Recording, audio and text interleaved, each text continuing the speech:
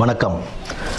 ஆன்மீக அன்பு நெஞ்சங்களுக்கு சங்கர சுப்பிரமணியத்தின் அன்பார்ந்த வணக்கங்கள்.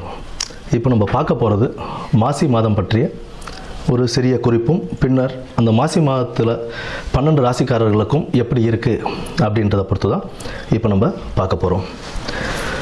இந்த மாசி மாதம் அப்படின்னு எதுக்கு ரொம்ப சிறப்பு வாய்ந்ததாக இருக்குது அப்படின்னு பார்த்தோம்னா, ஆன்மீகம் மற்றும் தெய்வ வழிபாடுகள், ஆன்மீகம் சார்ந்த எந்த ஒரு காரியங்கள் செய்கிறதாக இருந்தாலும் தெய்வ வழிபாடுகளுக்கு உகந்த ஒரு மாதமாக இந்த மாசி மாதம் ஒரு சிறப்பான மாதமாகவே இருக்குன்னு நம்ம சொல்லலாம்.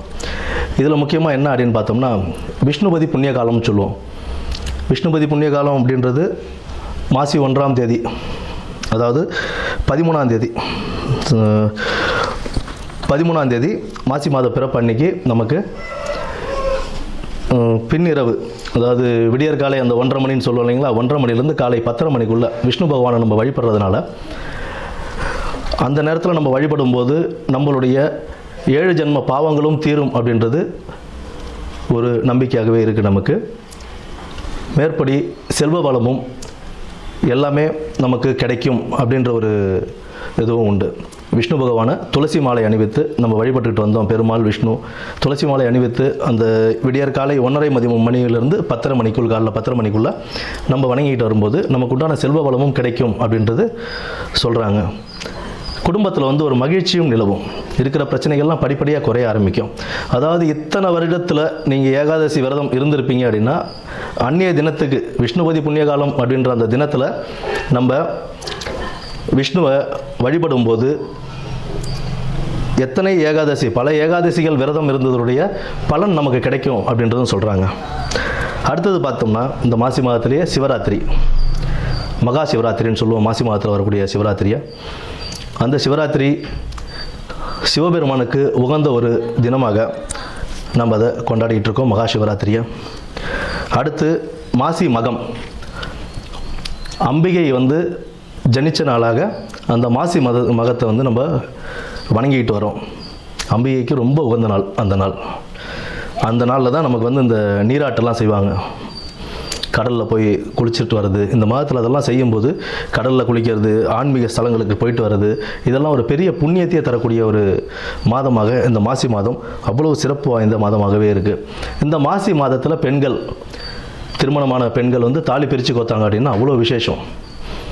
அடுத்தது இந்த பூணல் அணிவிக்கும் இதுவும் சொல்லுவாங்க. மாசி பூணல் பாசி படியாதுன்னு சொல்லுவோம். மாசி மாதம் பூணல் அணிஞ்சால் அவ்வளோ விசேஷமாக கருதுவாங்க.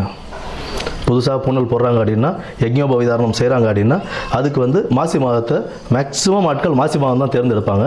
ஏன்னா அவ்வளோ விசேஷமான ஒரு மாதமாக இந்த மாசி மாதம் இருக்குது. அது மட்டும் இல்லாமல் புனித நீராடுதல், விரதங்கள், குலதெய்வ வழிபாடு, இதெல்லாம் நம்ம பண்ண இந்த மாதத்தில், இந்த மாதம் ஃபுல்லாகவே ஒரு சிறப்பான மாதம் தான். ஆன்மீகத்துக்கும் தெய்வ வழிபாடுக்கும் ரொம்ப ஒரு சிறப்பான ஒரு மாதமாகவே இந்த மாதம் அமையும். இனி வரப்போவது 12 ராசிகளுக்கு உண்டான பலன்களை என்னன்னு நம்ம பார்ப்போம். நன்றி. வணக்கம். கேட்டை நட்சத்திரக்காரர்களுக்கு இந்த மாசி மாதம் எப்படி இருக்க போகுது அப்படின்னு பார்ப்போம். காரிய சித்தி உண்டாகக்கூடிய ஒரு நல்ல மாதமாகத்தான் இந்த மாதம் உங்களுக்கு இருக்குங்க. லாபங்கள் ஈட்டக்கூடிய ஒரு மாதமாகவும் உங்களுக்கு அமையப்போகுது. முக்கிய சில நபர்களின் அறிமுகம் உங்களுக்கு கிடைக்கும். அவர்களால் ஆதாயங்களும் கிடைக்கக்கூடிய ஒரு மாதமாகத்தான் இந்த மாதம் உங்களுக்கு அமையப்போகுதுங்க. தன்னம்பிக்கையும் தைரியமும் அதிகமாகக்கூடிய ஒரு மாதம் இந்த மாசி மாதம் உங்களுக்கு. நல்ல எந்த ஒரு பொறுப்பு கொடுத்தாலும், எந்த ஒரு காரியத்தில் இறங்கினாலும் அதை நல்லபடியாக தன்னம்பிக்கையுடனும் தைரியத்துடனும் செஞ்சு முடித்து அதில் நல்ல பேரும் புகழும் கூட வாங்கிடுவீங்க. சமூகத்தில் ஒரு நல்ல அந்தஸ்து கிடைக்கக்கூடிய ஒரு மாதமாகத்தான் இந்த மாசி மாதம் உங்களுக்கு இருக்குது. நீங்கள் ஒரு சில விஷயங்கள் சொல்கிறீங்க அப்படின்னா அதை ஏற்றுக்கிட்டு சரிங்க நான் எப்படியே செய்கிறேன் அப்படின்ற அளவு கூட உங்களுடைய வார்த்தைகளுக்கு மதிப்பு கொடுக்கக்கூடிய ஒரு அந்தஸ்து உங்களுக்கு கொடுக்கக்கூடிய ஒரு நிலை உருவாக்கி கொடுக்கும்.